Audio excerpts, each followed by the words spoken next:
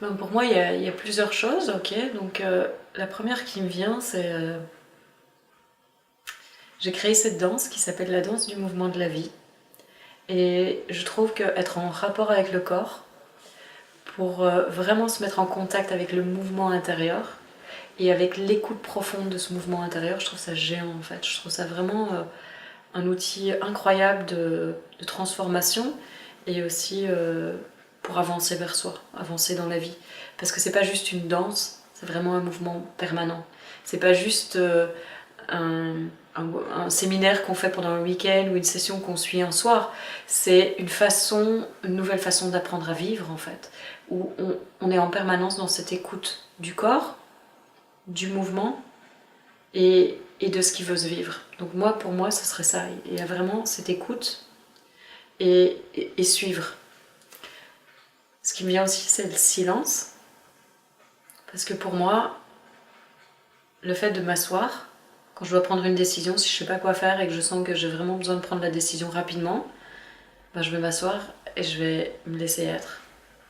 Je vais laisser le silence se faire. Et je vais poser la question. Et je vais, le plus possible en tout cas, laisser tomber toutes les idées de là où je pense que ça doit aller, là où je voudrais que ça aille, là où quoi que ce soit. Et si c'est A ou B, laisser tomber A ou B. Et imaginer que ça pourrait me mettre C, D ou Z.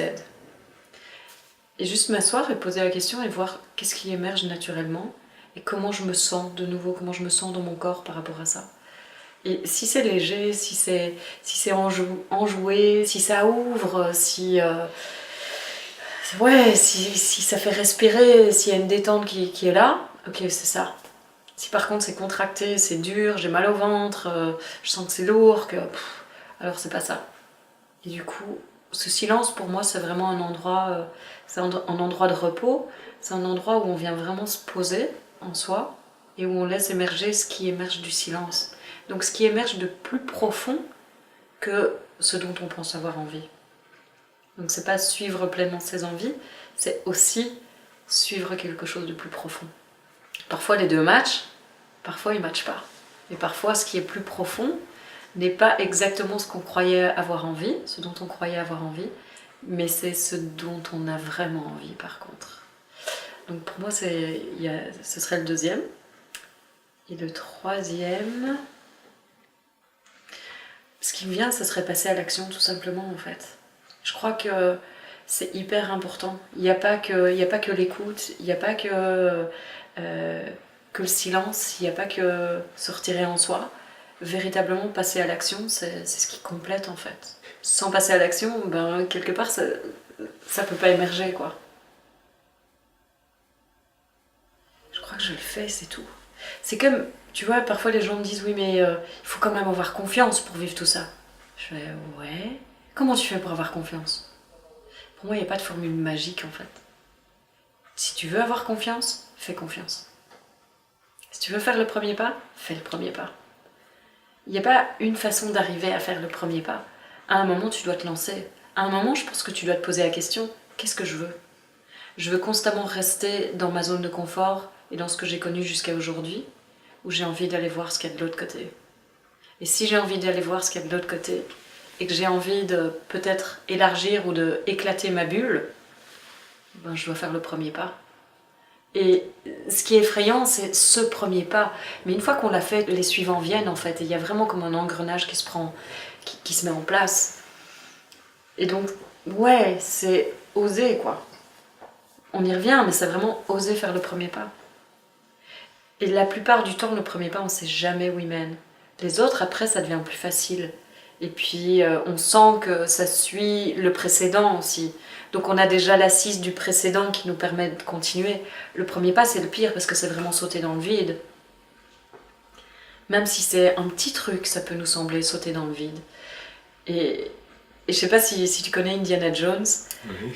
Il y a un des films, je sais pas si c'est le quatrième ou quelque chose comme ça, où il doit passer pour aller à la rencontre du Graal, il y a une falaise en fait. Et il se retrouve vraiment sur une falaise, mais pas large quoi, juste comme ça.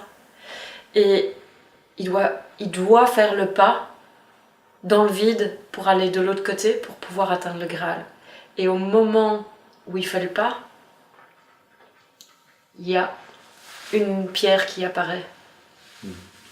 C'est ça. Et donc c'est clair que ça demande du courage. La récompense de ça, c'est la vie, quoi. C'est la nôtre et on n'en a qu'une. Comment on a envie de la vivre? Tu vois, ça me fait penser, tout à l'heure, je lisais un livre, je me souviens plus du titre. L'auteur racontait une histoire, c'était magnifique. C'était 3 princes qui sont dans leur royaume et qui doivent se marier. Et leur père leur dit, bon ben maintenant, vraiment il est temps, vous devez vous marier, quoi. Pour passer le trône, ça doit se passer. Et donc ils partent tous les 3. Et il y en a un qui part et il revient avec des milliers de trésors et la femme la plus belle de tatata. Il y en a un qui part et il revient avec je sais pas quoi. Et le troisième, il prend son temps, il réfléchit, il se pose, il avance doucement, il part sur un magnifique cheval et puis à un moment il se dit tiens, je vais descendre de mon cheval, je vais aller à la rencontre de ce qui se passe, à la rencontre des gens, je vais aller voir un peu plus loin que je vais descendre de mon cheval. Donc descendre de mon cheval pour lui c'est sortir de sa zone de confort, aller à la rencontre des gens. Donc s'ouvrir. Et puis il va et il arrive dans une forêt et là il se fait en fait kidnapper par des singes. Il se fait enfermer. Et il se fait enfermer pendant plusieurs jours et au fur et à mesure des jours il commence à entendre une voix qui dit « Voudrais-tu m'épouser ?» Il dit « C'est quoi? Mais qu'est-ce qui se passe ?» Et il n'entend que ça. Mais la voix est charmeuse, elle est magnifique, elle est juste splendide. Et puis il ne sait pas quoi faire. Et tous les jours c'est la même voix qui revient. Et les singes qui viennent lui apporter à manger et il reste en captivité. Et il se dit mais où je suis, mais qu'est-ce qui se passe, mais ils vont jamais me trouver, qu'est-ce que je vais faire? Et un jour, cette voix est tellement envoûtante et puis il se souvient aussi de pourquoi il est là, trouver sa future épouse. Il se rend compte aussi que pour lui l'engagement ça a toujours été quelque chose d'important, il se rend compte aussi de ce que son père lui a dit par rapport à ça. Et un jour, il entend cette voix et il ne peut plus résister. Il dit « Oui, je m'engage ». Et il sort, le jour du mariage arrive, on le prépare comme un prince, là aussi, on le prépare comme un prince, et puis on l'amène là-bas. Et puis c'est le moment de dire le sermon, de faire les vœux et tout. Et à ce moment-là, le voile de la mariée se lève et c'est une guenon. Et là, il fait « Oh non, c'est pas possible. Mais qu'est-ce que j'ai fait? Mais je suis stupide, c'est pas possible !» Et au moment où il se dit ça, il entend de nouveau son sermon en lui. Je me suis engagée. Coûte que coûte, je me suis engagée. Et il va au bout de sa promesse en fait. Et au bout de la promesse, quand il dit oui, la guenon se transforme en une magnifique femme. Et c'est ça en fait aussi. C'est comment on s'engage envers soi-même dans notre vie. Comment on va au bout de nos promesses qu'on s'est faites, comment on va au bout de nos rêves, et comment on va au bout de qui on sait être, qu'on ne laisse pas vivre. Parce que c'était ça, moi, qui s'est passé quand mon fils est mort. Je sens qu'il y a quelqu'un en moi que je ne vis pas. Et ce qui l'a déclenché, c'était ma naissance, en fait. On s'est tous les deux donné naissance. Il a déclenché ça. Il a déclenché celle que je suis aujourd'hui, que je ne vivais pas à l'époque. Et pour moi, cette fable, cette histoire, c'est la même chose. Comment on s'engage à être pleinement qui on est. Parce qu'on a tous une intuition, on a tous une connaissance comme ça de qui on est, de ce qu'on peut dans la vie, de là où on peut arriver. Mais comment on se laisse aller là? Comment on se laisse être ça? Et pour moi, c'est ça le premier pas. Quelle valeur je donne à ma vie? J'en ai qu'une. Et c'est ça finalement. Aujourd'hui, dans le séminaire que je donnais, je dis, imaginez, on croit qu'on va se lever demain, mais qu'est-ce qu'on en sait? Comment on a envie de vivre cette journée? On croit que la vie, en fait, c'est un dû, on croit que c'est un acquis. On imagine que tous les jours, on va se lever, qu'on va avoir 50 ans encore. Mais demain, on ne sait même pas si on va se réveiller. Qu'est-ce qu'on a envie de faire de chaque jour? Qu'est-ce qu'on a envie de faire de notre vie? Pour moi, c'est ça le premier pas. Quelle importance je donne à ma vie? Et qu'est-ce que j'ai envie de me donner à moi? Et du coup de donner aux autres. Qu'est-ce qui se passe quand tu fais ce premier pas? Mais il y a tout qui s'ouvre. Ouais.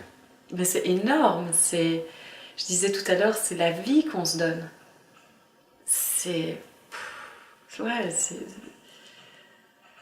ça quoi, c'est vraiment, c'est le sourire aux lèvres, c'est la joie, c'est la vie, ça palpite, ça pétille, c'est magique. Pour moi, c'est redevenir un enfant, en fait. C'est l'enfant qui a toujours cru en ses rêves. En étant un adulte, en sachant qu'on peut vivre comme ça, c'est pas enfantin. C'est très pratique et pragmatique, en fait. Pour moi, tous les grands hommes et toutes les grandes femmes sont des gens qui sont rêveurs, visionnaires, intuitifs et qui écoutent ce qui se passe au-delà de ce qu'ils vivent dans le moment. Qu'ils le sachent ou pas, peut-être qu'ils ne se rendent pas compte de ce qu'ils font, mais ils le font. Ils ont dû avoir une vision un jour de ce qu'ils pouvaient, ils ont été conscients de ce dont ils avaient envie et ils ont décidé d'y aller.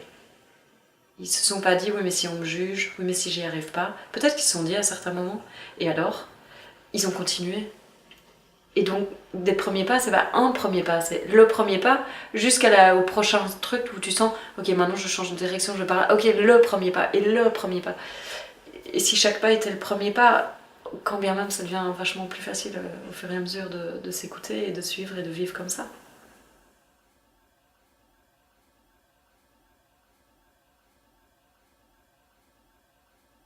Je pense que c'est être authentique avec soi-même et déjà reconnaître je vais pas bien. Je vais pas bien ou la vie que je vis n'est pas celle que j'ai envie de vivre.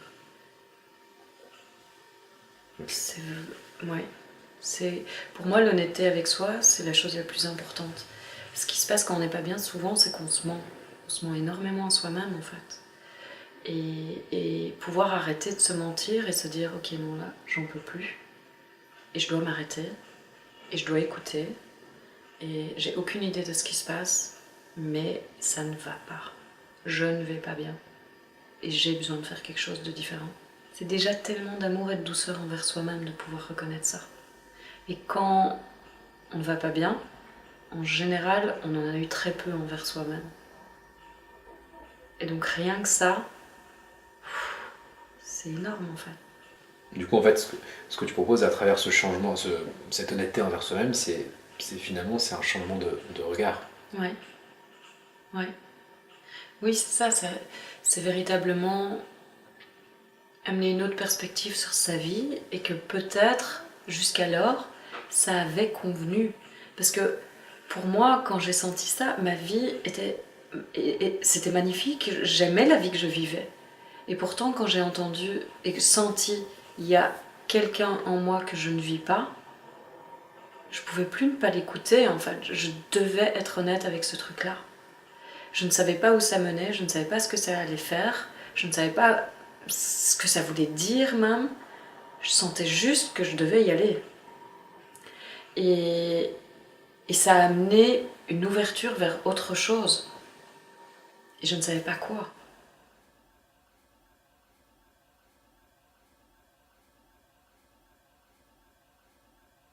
Et c'est se poser la question, qu'est-ce que je peux faire comme choix qui va m'amener dans une autre direction ?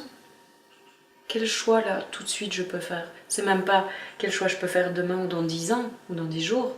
Là, tout de suite, quelle décision je peux prendre qui va déjà tout changer ? Mais pour moi, avoir déjà reconnu que je vais pas bien ou que la vie, même si elle a été jusqu'à présent ce que je voulais, aujourd'hui ne l'est plus, cette honnêteté, c'est déjà un pas. Après, passer à l'action, ce serait peut-être, ok, qu'est-ce que je peux concrètement faire ou décider aujourd'hui qui va me lancer déjà dans une nouvelle direction, qui va poser un acte vers quelque chose de différent, même si je ne sais pas encore ce que c'est. Et de ce fait-là, on va avoir une réponse.